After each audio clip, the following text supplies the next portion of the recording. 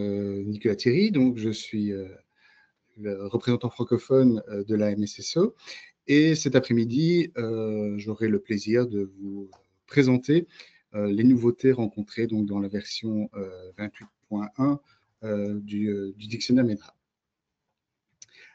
Alors, petite chose, deux points importants. Pendant la présentation, je parlerai de temps en temps en anglais, simplement parce que la personne qui m'assiste pour vous donner justement cette présentation s'appelle Sarah. Elle est aux États-Unis et donc c'est une chouette collaboration. Et donc voilà, de temps en temps, je lui poserai les questions. Donc, Sarah, I've just introduced you to the team. Just don't hesitate to Hello, say. bonjour. Ben voilà, merci, merci Sarah. Pour ceux qui ne me connaissent pas encore, ben voilà, j'ai tendance à le faire ici avec la caméra parce que je trouve que c'est important pour pouvoir voir avec qui on communique, avec qui on interagit. Donc, si vous avez des questions, n'hésitez pas. Sarah sera là aussi pour me rappeler de temps en temps qu'il y a des questions ou pas. Et la dernière petite chose avant de commencer la formation proprement dite, c'est voilà, se tenir informé. Alors, bon nombre d'entre vous sont peut-être déjà inscrits sur le groupe WhatsApp francophone du MSSO. Ce qui est génial, c'est qu'ici, aujourd'hui, nous sommes excessivement nombreux. Donc, en tout cas, merci à vous d'être présents. C'est vraiment super. Ce qu'il y a, c'est qu'évidemment, il y a plus de personnes présentes quasiment à la formation d'aujourd'hui que de personnes sur le groupe WhatsApp. Donc, ça sera encore mieux si vous pouvez justement vous inscrire. Il suffit simplement de prendre votre téléphone et de scanner le QR code et comme ça, vous serez inscrit au groupe WhatsApp. Ce ne sera pas pour vous vendre un nouvel appareil sanitaire, un nouvel abonnement téléphonique. Non, c'est simplement pour vous tenir au courant on va dire des données MEDRA, certaines évolutions, certaines petites questions, parfois des échanges entre certaines personnes qui se font au travers du groupe. Et donc, c'est intéressant finalement pour nous, mais pour vous. Donc voilà, n'hésitez pas à cliquer pour vous tenir informé. La deuxième petite chose aussi, donc il y a Sarah qui est présente, mais il y a également aussi François. François qui était donc mon prédécesseur, qui a travaillé pendant des années et des années justement ici à la MSSO, qui a tenu ma place ici à la formation. Et au cours de cette formation aujourd'hui, je lui donnerai la parole pour pouvoir vous présenter le module lié à la terminologie anatomie qui a été mise en place dans cette version 28.1 de MEDRA, puisque c'est lui qui a pris en charge tout ce travail qui a duré déjà depuis quelques années. Donc, c'était, je trouvais tout à fait normal que ce soit lui qui vous présente les fruits de ce grand travail. Voilà, voilà. Alors, avant de commencer de nouveau, autre petite chose, c'est vous rappeler finalement des basiques. C'est parfois redondant, je suis désolé, vous l'avez entendu souvent, mais malheureusement, on est obligé de passer par là. Donc, le MEDRA donc, a été un dictionnaire terminologique qui a été développé à l'initiative donc, du ICH, donc le Conseil d'harmonisation internationale.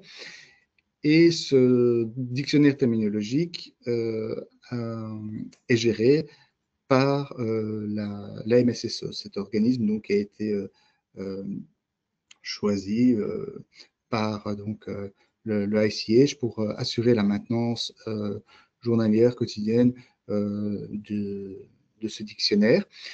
Évidemment, la MSSO ne travaille pas seule. Derrière, il y a tout un comité de direction, maintenant appelé comité de pilotage, qui va être composé de différents intervenants, bien évidemment le ICH, il y aura la Commission européenne, il y aura des organismes et des institutions tant au niveau de l'Europe que des États-Unis, du Canada, du Japon.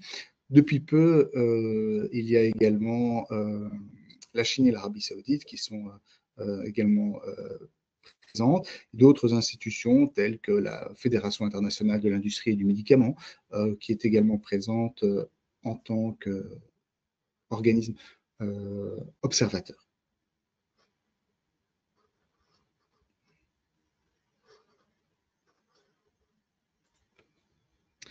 Alors, la présentation, de nouveau, comme toute présentation, on en fait pas ce qu'on veut, il y a des droits d'auteur, il y a un copyright, donc elle peut être utilisée. Donc, faites-vous plaisir, elle est là pour ça, justement, pour véhiculer une information. Surtout, bah, évidemment, n'utilisez pas tout ce qui est logo Medra et ICH.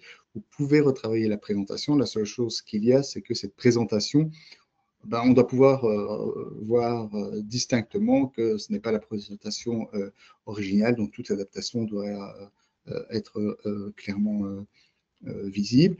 On vous fournit ici la présentation, on va dire, telle qu'elle.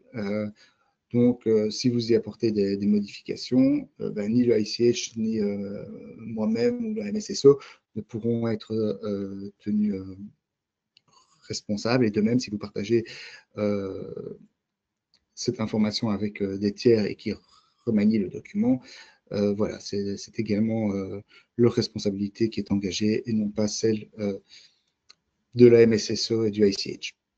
Voilà, voilà. C'était, on va dire, la partie un peu plus juridico-théorique nécessaire et obligatoire. Donc maintenant, on passe au vif du sujet. On va pouvoir rentrer dedans avec qu'est-ce que je vais vous raconter ici pendant cette petite heure. Évidemment, toutes les nouveautés qui vont être rencontrées dans la version 28.1. Vous reparlez évidemment de tout ce qui était la notion de maintenance proactive, les traductions MEDRA. Dans justement les traductions MEDRA, François interviendra avec la terminologie anatomique. Les points à considérer, ce sera aussi un petit changement important et intéressant pour vous. On est dans une ère où la technologie évolue pas mal. Et donc, ben, le mapping également est un point important. Un MEDRA n'y échappe pas. Pour ce faire, ben, tous les outils informatiques qui vont nous permettre d'utiliser le MEDRA seront également aussi impactés et mis à jour. Et alors, ben, évidemment, ben, vous tenir un petit peu au courant des événements à venir, que ce soit dans le coin ou beaucoup plus loin sur le globe. Voilà, ce sera un titre d'information et pourquoi pas la possibilité pour vous de nous y rejoindre. Et pour clôturer, des petites questions-réponses. Voilà, voilà. Alors, quelles sont les nouveautés au niveau de la version 26.1? Alors, elle a été publiée donc en septembre 2025 pour la partie, on va dire, la traduction française. Les traductions en chaque langue nationale est rendue disponible ici à partir du, c'était le 15 septembre, donc vous avez déjà eu peut-être l'occasion d'y jeter un coup d'œil par vous-même et de prendre connaissance, on va dire, des nouveautés, des modifications. C'est une version, on va dire, à changement simple. C'est-à-dire que seuls les PT et les LT vont être impactés, que tout ce qui est SOC, HLT et JLT, les autres niveaux hiérarchiques, eux, n'ont pas été impactés. Pour mettre à jour cette nouvelle version et avoir des nouveaux termes, des petits DLT, on a évidemment eu un certain nombre de demandes et la MSSO a dû gérer toutes ces données. Donc, comme vous voyez, on a eu quand même 1412 demandes, y compris des changements au niveau des SMQ. Alors, ce n'est pas parce qu'une demande est faite qu'elle est automatiquement acceptée. C'est un travail, évidemment, de gestion derrière qui se fait au sein de la MSSO, où certaines, évidemment, vont être approuvées plus ou moins directement après réflexion ou pas. Certaines, malheureusement, ne sont pas approuvées, vont être rejetées parce que peut-être non pertinentes, parce que le but n'est pas non plus de fournir une structure complètement d'avoir une liste complètement exhaustive. Ce n'est pas le but, c'est d'avoir un maximum de termes qui soient cohérents et nécessaires. Et certains, évidemment, on ne va pas se décider tout de suite. C'est pour ça qu'il y a des mises en attente. Ça ne veut pas dire qu'ils sont approuver ou rejeter. C'est simplement l'exercice de réflexion et d'analyse de ceci est encore en cours. Et donc, en fait, ces chiffres, comme je l'ai dit, 1412, 1032, etc., c'est simplement en fait, la distinction, c'est la différence entre la version 28.0 et 28.1.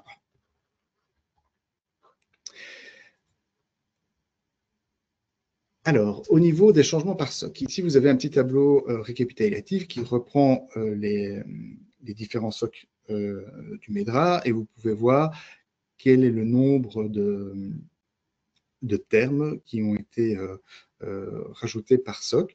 On peut constater que les termes qui sont, alors comme bien souvent, de toute façon, les plus impactés sont le SOC investigation, tout ce qui est actes chirurgicaux, et ici, les infections congénitales.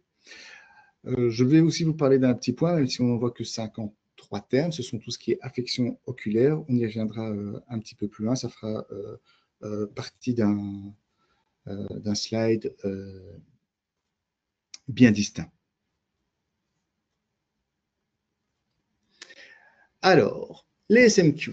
Les fameux SMQ, eh bien, dans cette version 28.1, la grande nouvelle est qu'il n'y a pas de nouvelles SMQ qui ont été ajoutées. Donc, on se retrouve toujours avec les 110 de niveau 1, avec un total toujours de 230. Alors, ce n'est pas parce que les SMQ, eux, n'ont pas changé qu'à l'intérieur des versions, des modifications de PT, évidemment, sont toujours présentes. Et on voit qu'il y en a eu 225 qui vont apparaître et qui vont évidemment aussi impacter ces SMQ, mais il n'y a pas de nouvelle SMQ pour cette version 28.1. Je pense que ça, c'est quelque chose qui est important. Ce n'est pas parce qu'il n'y en a pas maintenant qu'il ne pourra pas en avoir plus tard. De nouveau, ça fait partie de cette gestion, on va dire, dite proactive du MEDRA, parce que vous êtes finalement utilisateur, notre mail leur est relayé pour maintenir notre base de données dans un état le plus impeccable possible. Donc, si vous avez des questions, vous n'hésitez pas. Si vous avez de demandes de modification de termes, vous n'hésitez pas. Et ça, vous pouvez faire via le lien WebSerre du MSSO pour soumettre une demande. Et la demande d'ajout, de modification du SMQ se fait également par ce biais-là. Il y a toute une procédure pour pouvoir gérer toutes ces SMQ. N'hésitez pas à le faire, là on n'a pas le temps, ce n'est pas le but non plus ici de la présentation, mais vous pouvez y aller par vous-même en consultant le guide d'introduction au SMQ du MEDRA dans sa version évidemment la plus à jour, qui est la 28.1. Sarah, just before continuing, there is some question or not? There was one question about if we had the presentation, and I explained that yes, it was in the handouts. Otherwise, okay. Nope, no other questions. Ok, c'est parfait. Donc, pas de questions pour le moment. Donc, nous allons pouvoir continuer. Donc, les principales nouveautés de cette version 28.1. Vous voyez ici, nous avons les nouveaux termes d'investigation relatifs aux cellules CAR T. Alors, ce qui est important, c'est finalement de se dire que le MEDRA va continuer à évoluer, va continuer à ajouter de nouveaux concepts au fur et à mesure que la médecine progresse. Ça permet de répondre finalement aux besoins des utilisateurs avec des nouveaux domaines, des nouvelles techniques, des nouvelles thérapies, des concepts. Et donc, tout ça fait que cette évolution était nécessaire également au sein du MEDRA pour pouvoir refléter ce besoin de nouvelles terminologies qui va permettre justement de classer correctement. Car finalement, ces cellules CAR T, qu'est-ce que c'est? Finalement, ce sont des lymphocytes T qui ont été modifiés génétiquement génétiquement et qui auront pour but de reconnaître des cellules cancéreuses. Elles vont être extraites, transformées, puis injectées aux patients. C'est évidemment une grande avancée et une grande promesse de traitement thérapeutique, d'où cette nécessité d'inclure ces notions de CAR-T au niveau du MEDRA. Comme je vous l'ai dit, tant au niveau de, comment dire, de la partie investigation que la partie thérapie. Donc, tout ce qui est en lien avec la partie CAR-T sera présente. En tout cas, on va commencer maintenant. Et puis, comme de nouveau, je l'ai dit, c'est une évolution. Et au fur et à mesure des besoins, certains termes seront peut-être ajoutés, corrigés, supprimés, mais ça fait partie de la vie du MEDRA et ça, vous le savez bien. Donc, ici, voilà, nous avons quelques exemples de termes liés au CAR-T qui sont présents dorénavant donc, dans le MEDRA. Par exemple, des analyses au niveau du site d'insertion, le taux de chimérisme par répétition court en tandem. Voilà.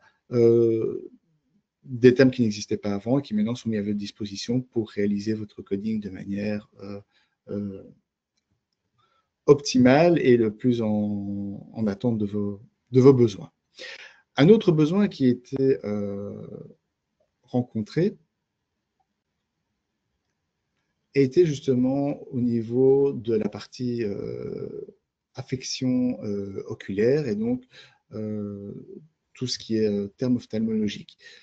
On ne se rend peut-être pas compte, je vous ai montré qu'il y avait 53 termes, si vous vous souvenez de la barre que je vous ai présentée tout à l'heure, ces 53 termes en fait correspondent finalement à 5% des ajouts de cette version 28.1. Ce sont évidemment des termes, de nouveau, comme pour la CAR-T, qui vont concerner tant des affections que des techniques de diagnostic, mais également des procédures chirurgicales. Tout ça, voilà, ce sont quelques exemples ici qu'on peut trouver. Si vous êtes intéressé par ces termes-là, vous en avez besoin parce que c'est votre domaine de compétence ou ce sont simplement des termes dans lesquels vous travaillez régulièrement pour être codés, n'hésitez pas à les regarder de plus près parce que ça sera intéressant. Ah, je vais juste prendre, parce que sinon ça va couper, et voilà. C'est bien mieux. L'ordinateur avait un petit peu faim aussi. Il n'y avait pas que moi qui avait ma pause de midi. Lui, c'est maintenant qu'il avait besoin de son énergie. Donc voilà. Donc n'hésitez pas à checker par vous-même ces différents termes qui sont compris en fonction de système oculaire. Cette maintenance proactive, je vous en ai parlé. Finalement, qu'est-ce que c'est? C'est vous. C'est pas juste le MSSO qui se dit, OK, maintenant, on a besoin de mettre à jour un certain nombre de termes et on va procéder à une revue en interne. Non, c'est vous, utilisateur, qui êtes un pilier, qui est un élément crucial de cette amélioration continue. C'est vous permettre de suggérer des nouveaux termes en vue d'une amélioration continue, de façon à être parfois aussi plus cohérent. Par exemple, dans le cas des abrasions au niveau de l'harmonisation, au niveau de la structure peut-être plus hiérarchique. On a aussi parfois le placement aussi des termes au niveau de tout ce qui est restauration dentaire. Et un cas qui paraît peut-être, on va dire, évident et qui pourtant ne l'était pas jusqu'à présent, c'était le degré de brûlure. On parle toujours, voilà, ici, on parlait simplement de brûlure dite chimique, mais voilà, ici, maintenant, on peut avoir une brûlure stade 3, 4, 2, voilà. Donc, maintenant, vous avez cette possibilité de peaufiner l'information et de la rendre aussi précise possible par rapport à votre information de base. Puisque vous tenez à être précis, surtout continuez à le faire. On avait dit qu'il y avait les moyens de le faire par le WebCR, mais vous pouvez également aussi les adresser par tout ce qui est envoi d'un petit mail au MSSO Help, c'est le helpdesk, et donc vous pouvez adresser votre demande. De nouveau, comme vous l'avez vu, un certain nombre de demandes ont été déposées, un certain nombre a été rejeté, certaines sont en attente. Ça sera ce même principe-là.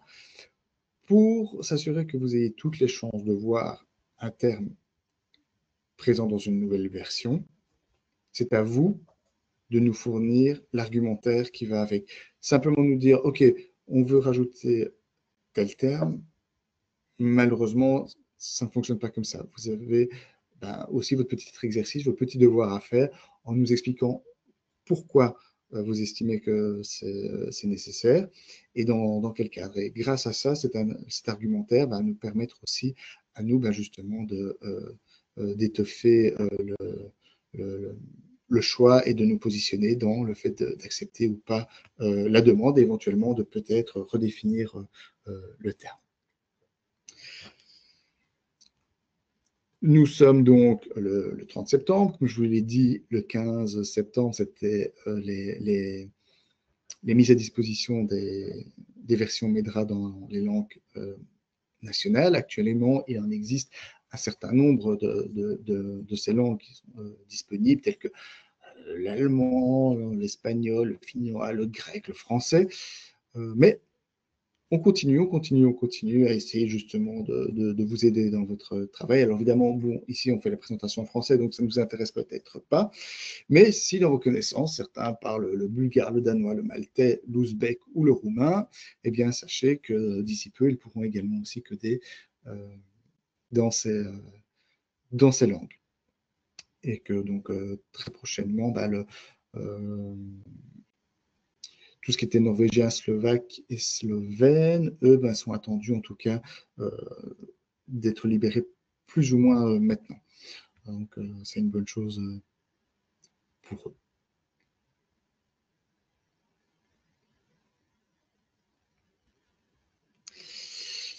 Alors, je vous ai parlé justement de cette mise à jour de la traduction du dictionnaire et du point crucial qui était justement la terminologie anatomique et que justement François, mon prédécesseur, a réalisé. Et je lui laisse donc la parole pour vous expliquer et surtout n'hésitez pas à lui poser des questions si vous en avez. On n'attend pas la fin, c'est beaucoup plus simple. Faites-vous plaisir si vous en avez. François, c'est à toi. Merci beaucoup Nicolas. Merci, bonjour à tous. Alors dans cette nouvelle version 28.1 française, vous avez constaté, vous constaterez qu'il y a un grand nombre de changements de termes.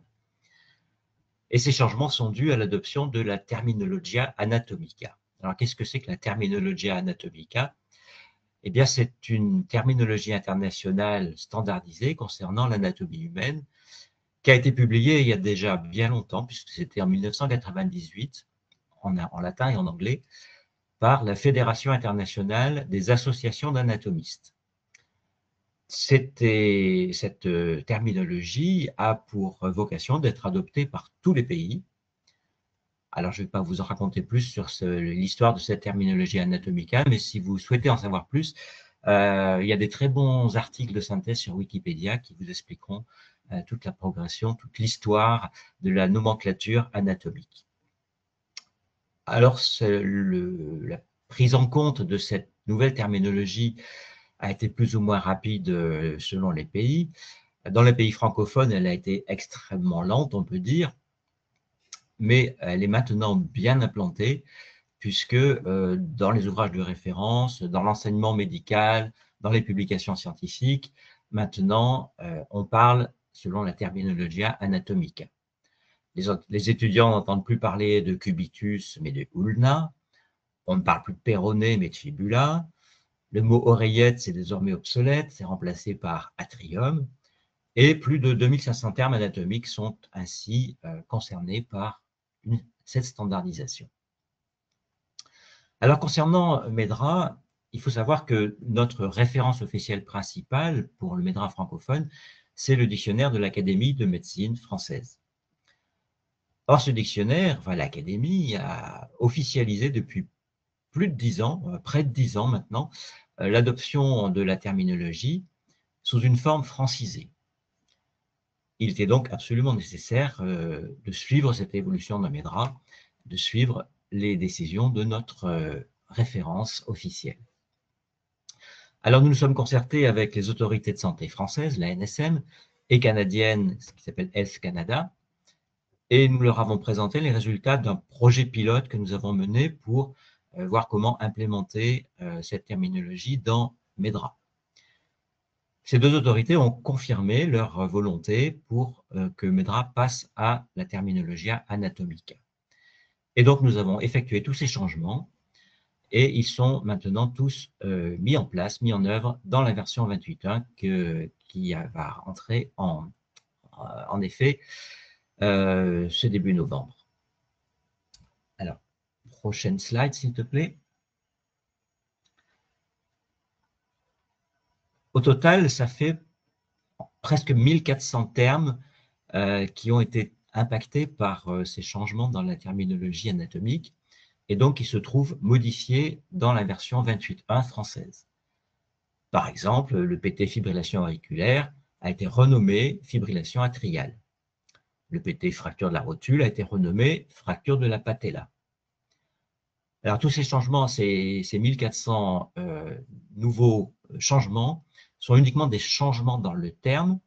Il n'y a pas d'ajout de nouveaux termes ni de changement dans les codes numériques. C'est simplement le libellé qui a changé. Prochaine diapo.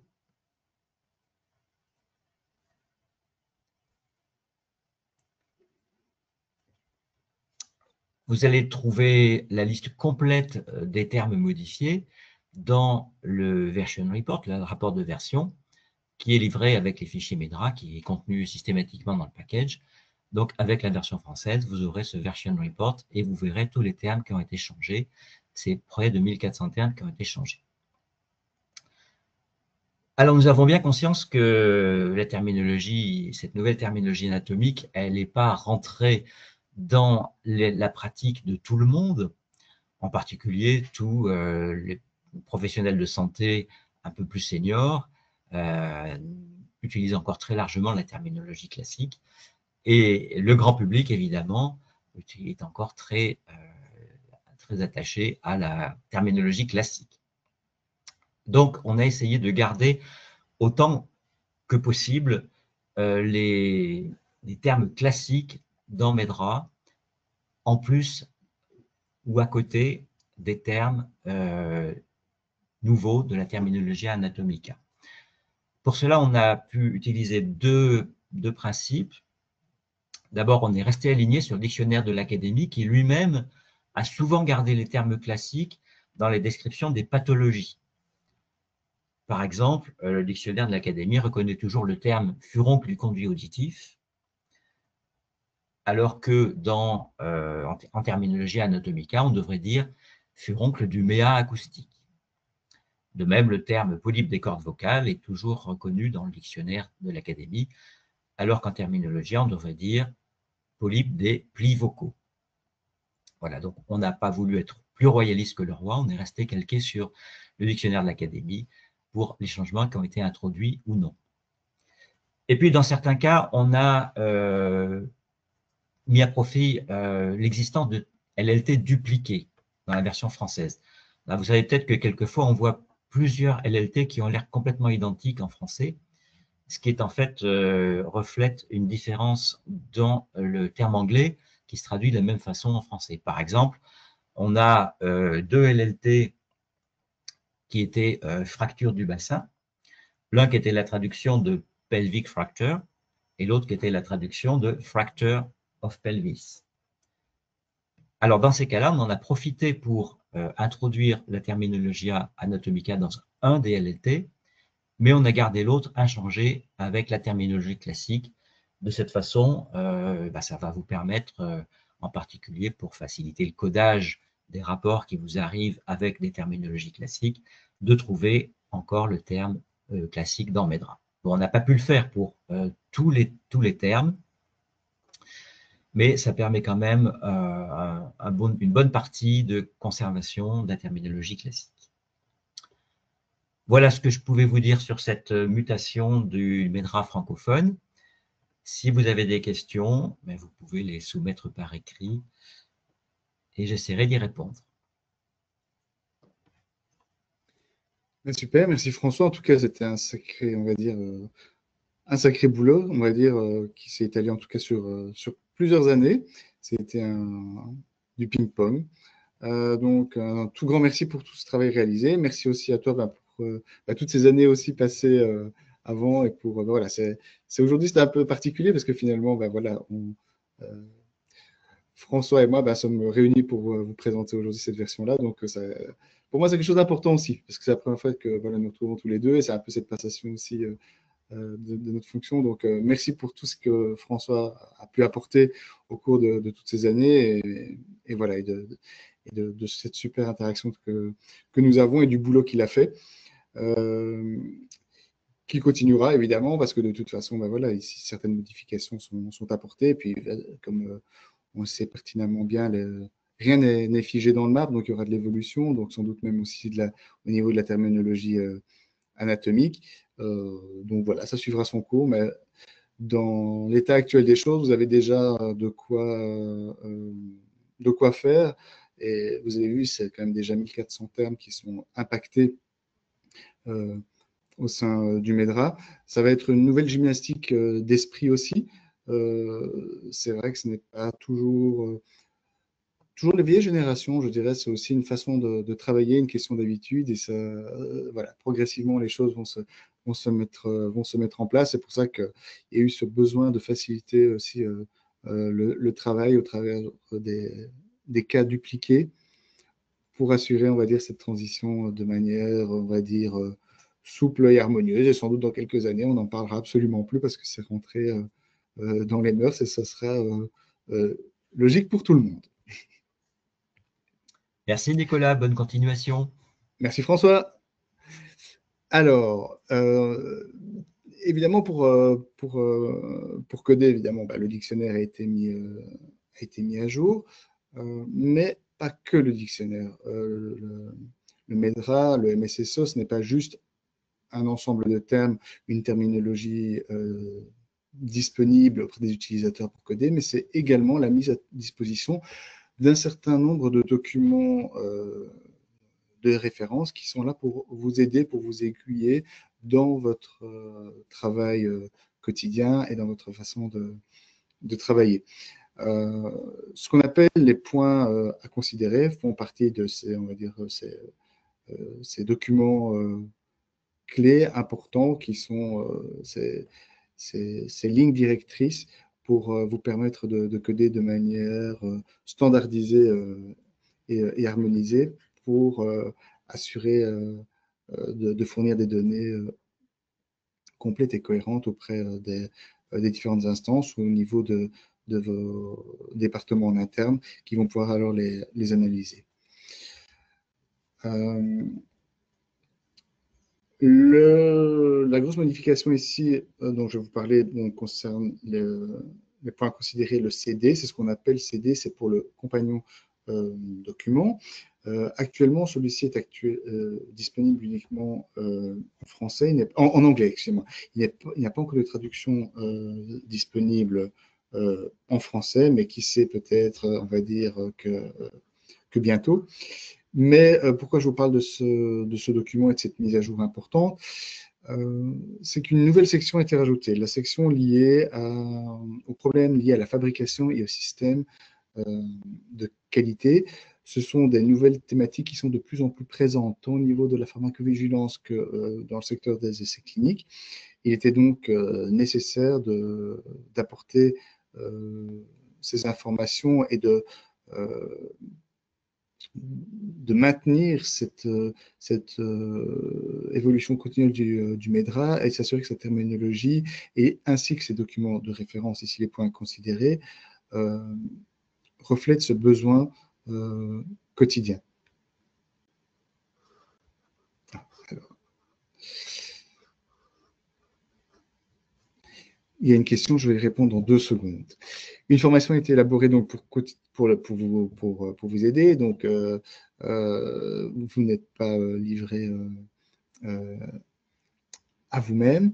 Et donc, il y aura évidemment, il y a des tutos, il y a des formes de vidéos avec des questions-réponses qui sont enregistrées, qui vont vous permettre justement de vous fournir ces grandes lignes directrices pour le coding. Où le retrouver? Alors là, vous avez un petit peu la page, donc ce qui est les instructions additionnelles. Moi, ce que je vais faire, c'est que je vais vous le montrer directement.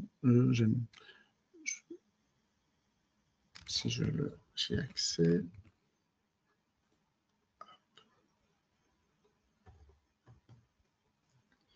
Génial, quand Internet.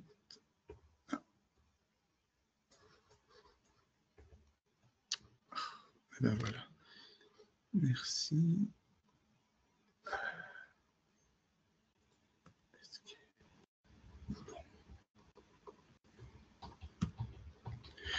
Bon.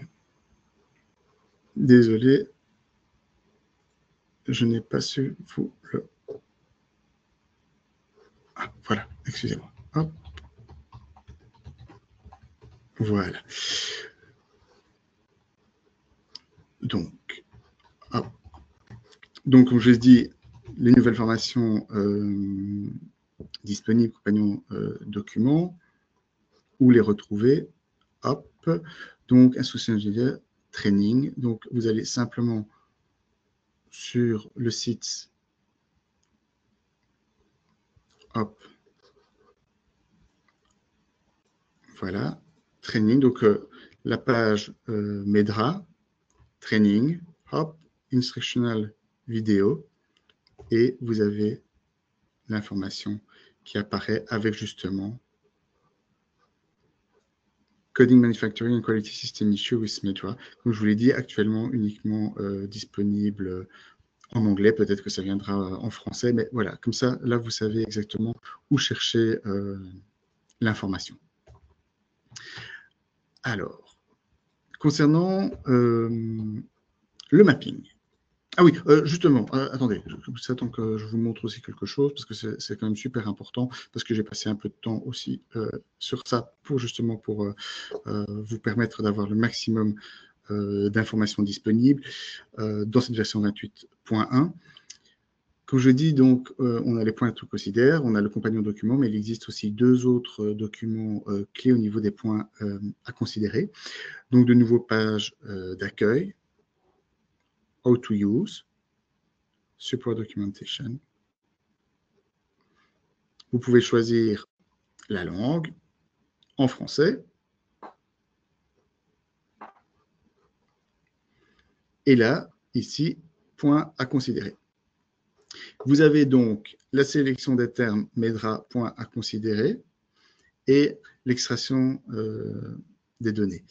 Ce qui est super intéressant, c'est qu'en fait, avant, ces documents étaient simplement un document condensé qui ne reprenait pas l'intégralité de la version anglaise. Et donc, pour justement ici la version 28.1, tout un travail de traduction a été effectué pour vous permettre d'avoir aussi à disposition les points à considérer intégralement traduits en français, et donc vous permettre de pouvoir comprendre et l'utiliser de manière, on va dire, beaucoup plus facile quand c'est dans votre langue maternelle. Donc, allez voir sur le site du MSSE MEDRA, et vous pourrez alors retrouver dans la partie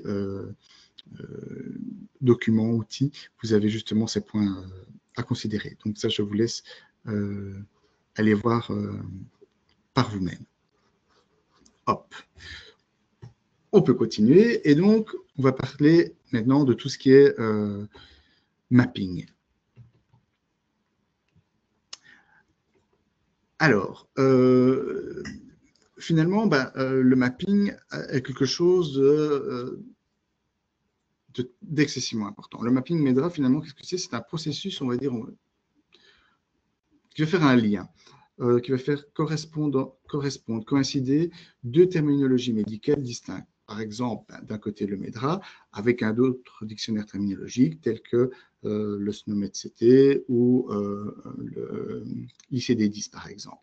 Et donc, par exemple, pour un certain nombre de termes, ce mapping va permettre en fait d'échanger des données, essentiellement au niveau des dossiers médicaux électroniques des patients, mais également aussi au niveau des bases de données de pharmacovigilance. Ce mapping va permettre une conversion des informations codées, par exemple en MEDRA, dans un autre format qui est par exemple le format utilisé en dossier clinique, qu'est le SNOMED-CT, et vice-versa. Donc ce travail de mapping a été réalisé. On a donc un premier mapping ici qui existe au niveau du SNOMED-CT, qui a été ici réalisé donc le 30 avril 2025, cette dernière mise à jour. On est sur la version encore 27.1. L'année prochaine, on aura aussi ces mises à jour et le mapping évoluera également. Juste peut-être pour ceux qui ne savent pas exactement ce que c'est, parce que bon voilà, le mapping, maintenant vous avez compris ce que c'est, mais qu'est-ce que c'est le SNOMED? En fait, le SNOMED, c'est simplement une terminologie, on va dire, médicale standardisée, comme finalement le MEDRA, mais qui est utilisé essentiellement pour collecter et coder l'information clinique au sein des dossiers électroniques des patients. Ça permet finalement d'avoir une codification qui est assez précise, qui permet aussi une certaine interopérabilité entre différents tant des systèmes informatiques que des établissements de santé. C'est une terminologie qui va couvrir tant finalement l'anatomie que les maladies, que des procédures, donc c'est assez large. Et voilà, et c'est géré par une structure, un peu comme le MSSO qui va gérer le MEDRA. Là, c'est aussi une structure SNOMED internationale qui va s'occuper de cette gestion du dictionnaire. Je vous ai parlé du SNOMED. L'autre dictionnaire terminologique fréquemment utilisé, c'est l'ICD-10. C'est aussi finalement un dictionnaire terminologique qui va être peut-être plus axé sur une classification, on va dire, statistique fortement utilisée au niveau notamment à des fins de comptabilité et de financement au niveau de l'institution hospitalière. Et cet ICD-10, lui, a été créé par l'OMS. Et donc, de nouveau, c'est un système terminologique qui va être utilisé vraiment à travers le monde entier et qui va permettre aussi, toujours de coder de manière standardisée un certain nombre de termes.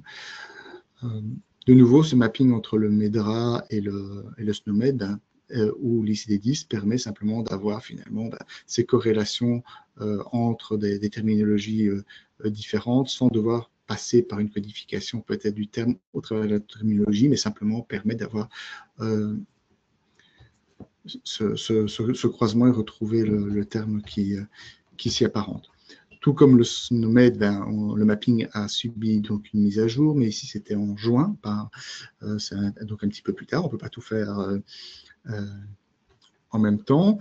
Là, c'est 2 fois par an, et la prochaine, ce sera assez rapidement, puisque ce sera en janvier 2026. Les choses avancent, puisque tout d'un coup, on va aussi se retrouver vers des termes supplémentaires. Donc, c'est un peu plus lourd ici pour l'instant que le SNOMED, mais c'est vraiment intéressant pour vous, justement, d'avoir accès à ce système de mapping. Comme on n'aime pas vous laisser, on va dire, dans le vide, l'MSSO met aussi à disposition un certain nombre d'outils. Et donc, voilà, vous avez la possibilité, justement, de télécharger directement ces systèmes de mapping au travers de la page MEDRA. Donc, comme je vous l'ai montré tout à l'heure, ici, vous vous connectez de nouveau sur la page du MSSO, la page de carte, et puis aller plutôt dans la partie Download. Et là, vous avez différentes possibilités. Vous avez le desktop browser, mais surtout le SNOMED et l'ICD-10. Le dernier petit point concernant, on va dire, cette notion du mapping, c'est que certaines annexes ont été mises à jour pour permettre justement d'actualiser ce MEDRA et ce système de mapping. L'IMDRF, donc en fait, c'est le forum international au niveau régulatoire de tout ce qui est medical device, évidemment été également impliqué et va également agir au niveau du mapping. De plus en plus, le secteur du medical device prend une place importante dans le secteur de la santé, de la recherche, est évidemment de plus en plus régulé, et n'oublions pas que tout ce qui est maintenant mis en place de l'intelligence artificielle au sein du secteur de la santé est finalement également régi par les législations liées à tout ce qui est dispositifs médicaux, d'où la nécessité de réellement développer toute cette frange-là des outils et d'insérer évidemment ce mapping IMDRF vers le MEDRA. Mais voilà, donc ça, on commence et on y est tout doucement. Alors, dans la mise à jour de nos outils, donc, je vous ai dit que c'était lors de la version 28.0, on avait mis que l'interface du web browser évidemment avait été mise à jour, avait été simplifiée. Eh bien, c'était quelque chose qui était devenu, on va dire, nécessaire pour nous permettre finalement de répondre aux besoins et de simplifier l'interaction. Parce qu'on se retrouve finalement avec des pages et beaucoup de champs qui ne sont finalement pas ou peu utilisés par les utilisateurs, ce qui était un petit peu nécessaire, ce qui n'était pas vraiment intéressant, qui encombrait l'espace pour rien. Et on s'est dit, OK, on va simplifier le web browser, mais on a également décidé de modifier le desktop browser. Donc la différence, c'est que le web browser, c'est vous faites votre recherche en ligne, donc toute modification, vous devez évidemment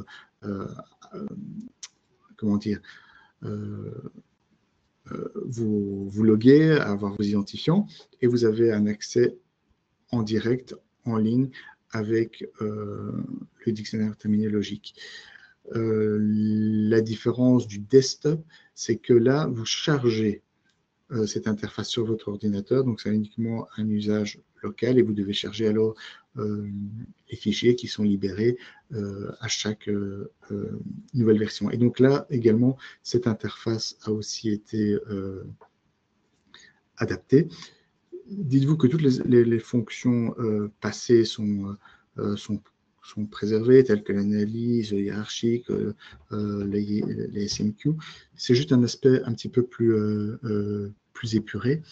Alors, je vais juste vous montrer à quoi ça ressemble donc, dans cette nouvelle version. Voilà, ça c'est la version du navigateur de bureau MEDRA. Voilà. Pour ceux qui utilisent déjà la nouvelle version au niveau du web browser, vous voyez que ça ressemble fortement avec on va dire les mêmes options. Vous avez la possibilité de choisir la langue, et puis après vous aurez la possibilité ici, on va dire, de customiser par vous-même en choisissant, donc comme je dis, la langue. Vous pouvez faire apparaître un certain nombre de boutons ou pas, selon l'usage que vous en avez régulièrement besoin. Vous pouvez montrer la liste des synonymes, les codes ou pas. Donc ici, la page que je vous ai présentée, on va dire, voilà, c'est une présentation comme une autre, mais libre à vous de pouvoir l'adapter selon vos besoins, ce qui n'était pas le cas précédemment. Donc voilà, c'était juste essayer de vous faciliter un peu plus le travail. Voilà, ça c'est les présentations l'interface, comme je vous ai montré. Mais voilà, je vous l'ai montré directement. Et pour ce faire, bah, de nouveau, c'est toujours, on retourne à la...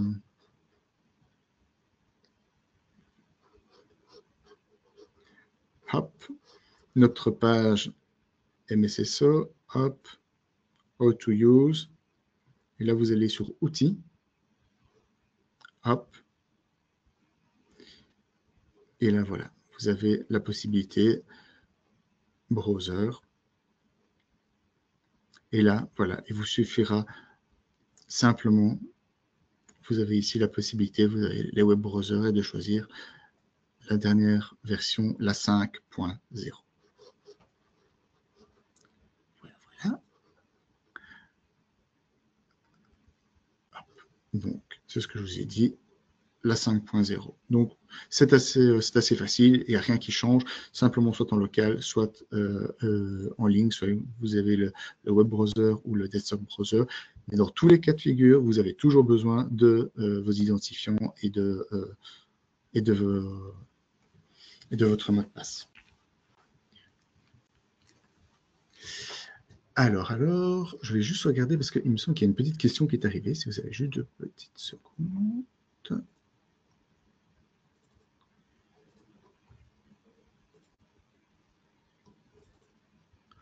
Hop. Alors.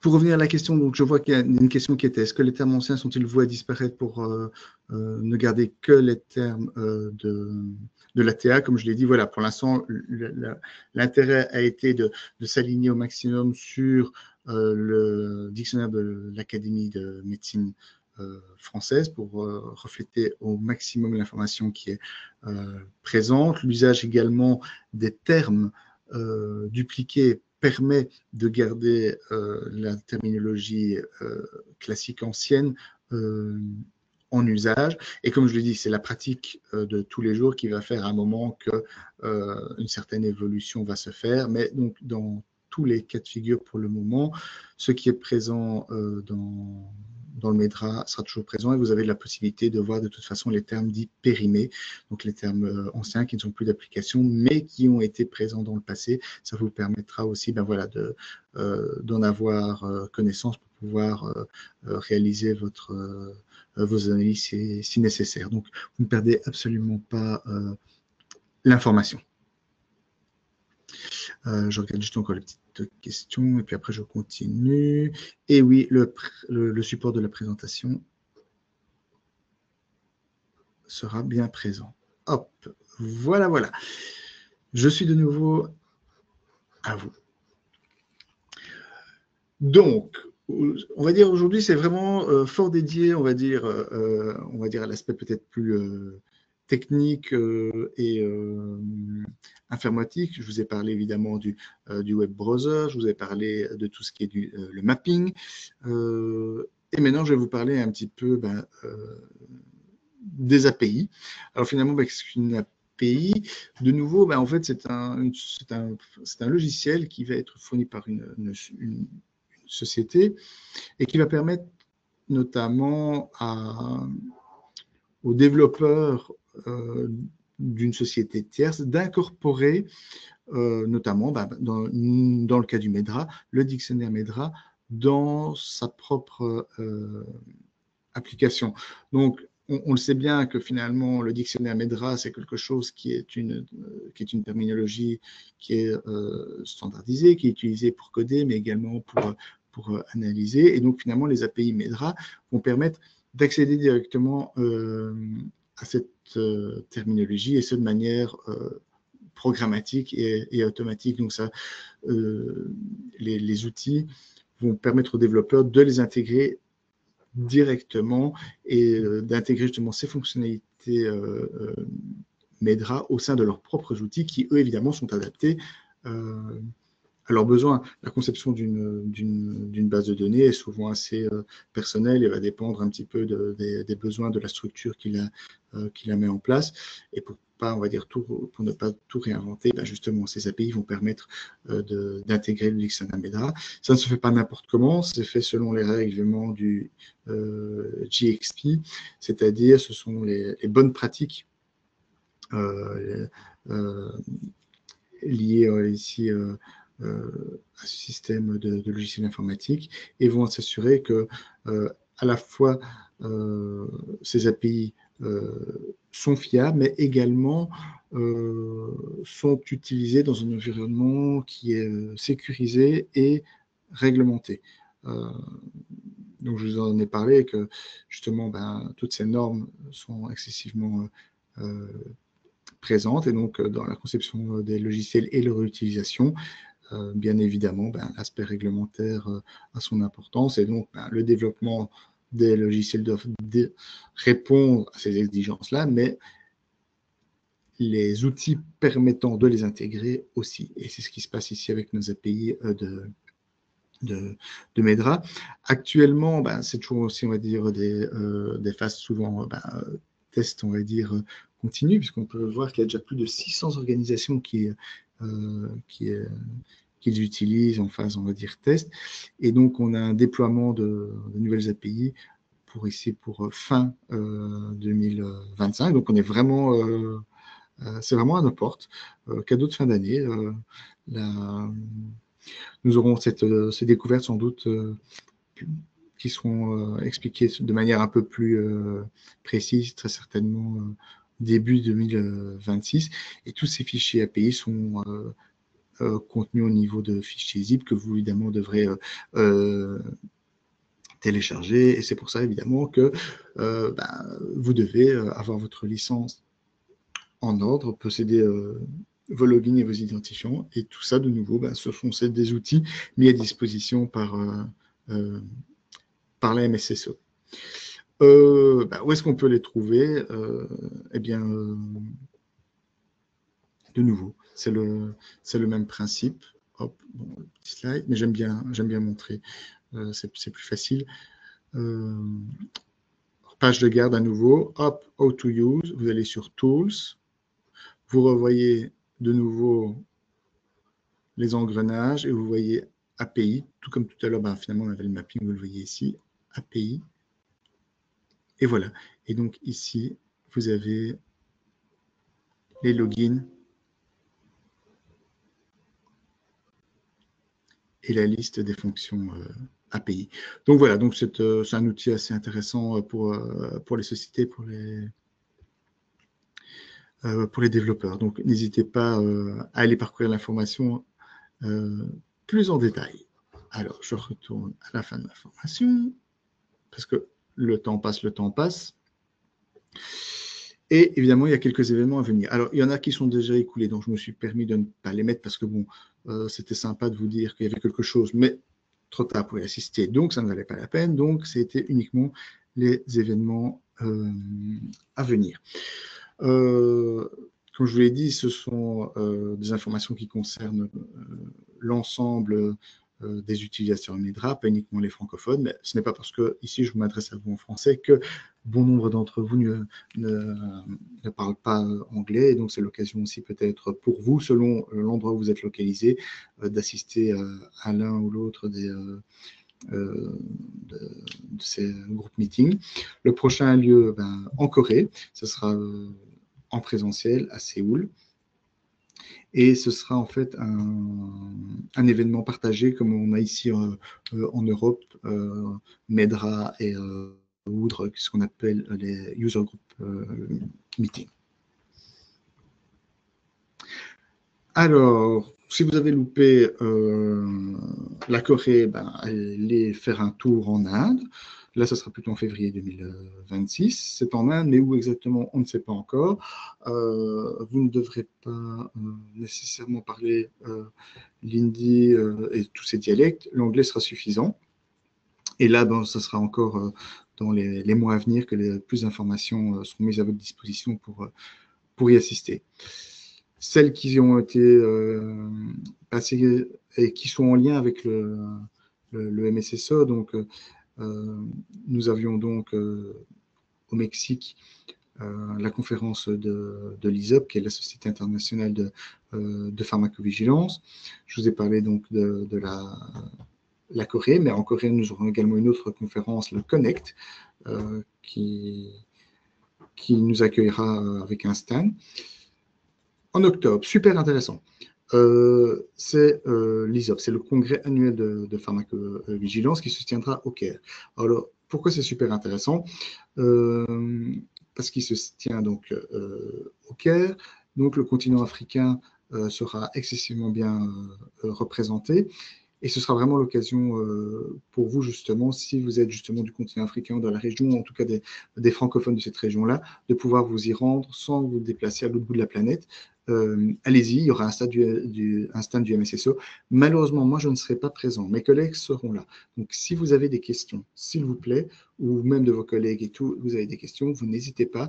Mes collègues sur place se feront un plaisir de prendre vos coordonnées, vos questions et de me les transmettre, ou alors vous pouvez me les transmettre directement. Mais le but est réellement d'essayer justement de vous aider, vous, utilisateurs, à utiliser le MEDRA ou à répondre à vos questions, à interagir avec vous dans votre langue maternelle. Et ici, le français, je pense que c'est excessivement important et c'est quelque chose auquel je tiens et j'essaie de développer au maximum.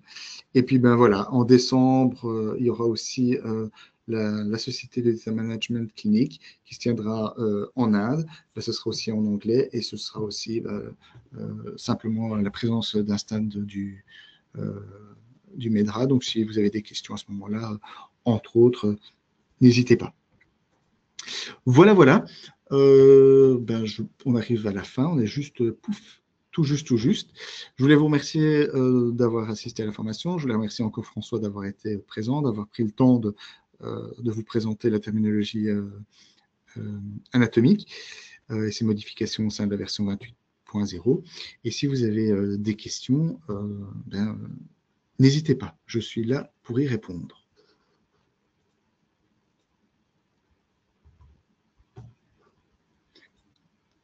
Et surtout, n'hésitez pas, comme je l'ai dit, allez sur si vous n'avez pas encore cliqué sur le QR code, allez-y, faites-le, c'est super. Et n'hésitez pas à en parler en interne auprès de vos collègues, parce que parfois, ils ne sont pas nécessairement au courant et c'est l'occasion de le faire. Donc voilà, s'il n'y a pas de questions, on peut en rester là. Si vous en avez, n'hésitez pas, posez-les-moi. N'oubliez pas, d'ici 2 jours à 3 jours ouvrables, vous aurez le certificat qui pourra être téléchargé, comme quoi vous avez bien assisté à la présentation. Et je vous remercie en tout cas d'avoir été aussi nombreux à être présents et être restés jusqu'au bout. Et si vous avez des questions ou des envies particulières ou des modes de présentation ou pas, n'hésitez pas parce que voilà, je vous dis, c'est vraiment quelque chose d'interactif et c'est important pour moi. Et ben voilà, sur ce, je vous relaisse la parole et passez une excellente après-midi si vous n'avez plus de questions.